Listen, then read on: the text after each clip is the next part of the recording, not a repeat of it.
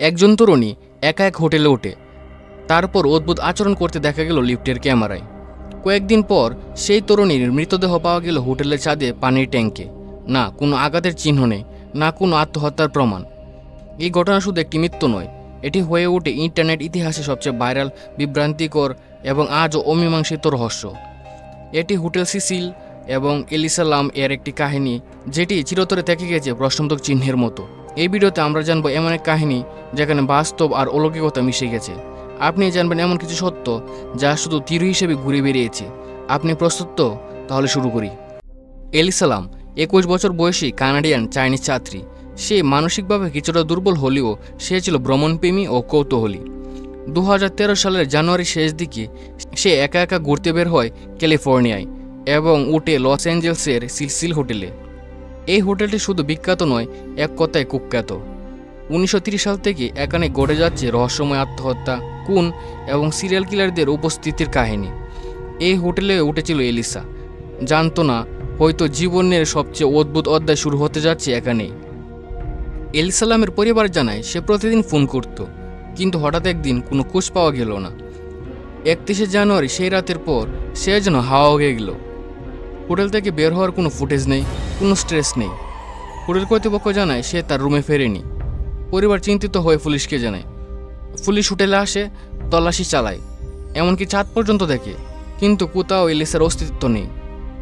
ঘটনার 10 দিন পর এলএপিডি একটি ভিডিও প্রকাশ করে।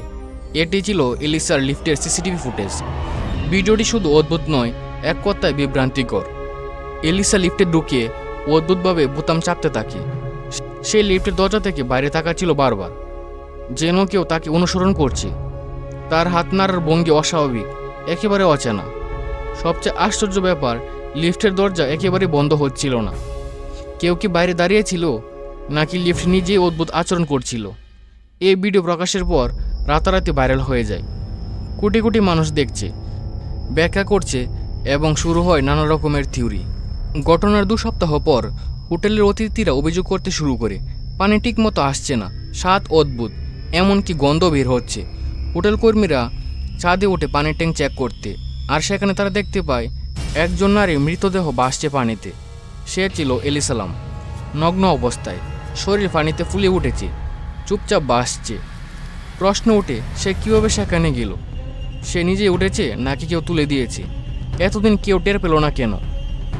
ময়নাতদন্তে জানা যায় কোনো আঘাতের চিহ্ন নেই, যৌননিপীড়নের প্রমাণ নেই, শরীরে মাদকের অস্তিত্ব নেই।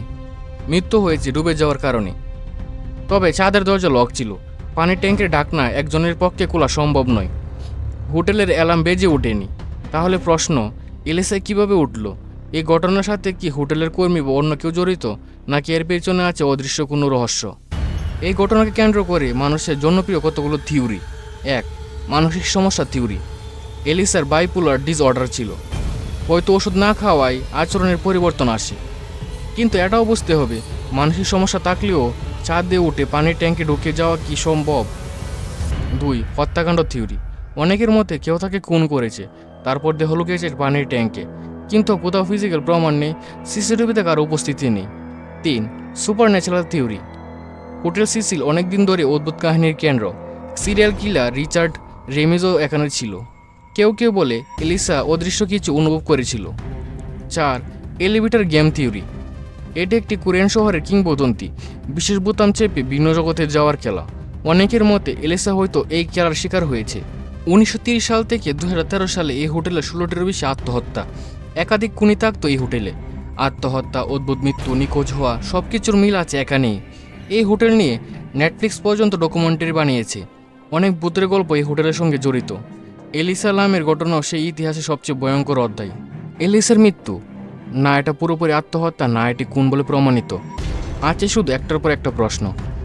একজন তরুণী যার সামনে পড়ে ছিল ভবিষ্যৎ, সে হারিয়ে গেল এক অভিশপ্ত হোটেলের অন্ধকারে। তার মৃত্যু আজও ইন্টারনেটের সবচেয়ে আলোচিত কোল্ড কেস। আপনি কি মনে করেন এলিসা সত্যি মানসিকভাবে বিপর্যস্ত ছিল, নাকি কেউ তাকে হত্যা করেছিল, নাকি হোটেল সিসিল নিজের রহস্য আর ইতিহাস নিয়ে আজও জীবিত, গিলে নিচ্ছে একের পর এক প্রাণ? কমেন্টে জানান আপনার মতামত। ভিডিওটি ভালো লাগলে লাইক দিন, শেয়ার করুন আর সাবস্ক্রাইব করুন এমন আর রহস্যময় ও সত্যি কাহিনীর জন্য। ধন্যবাদ সবাইকে, ভালো থাকবেন।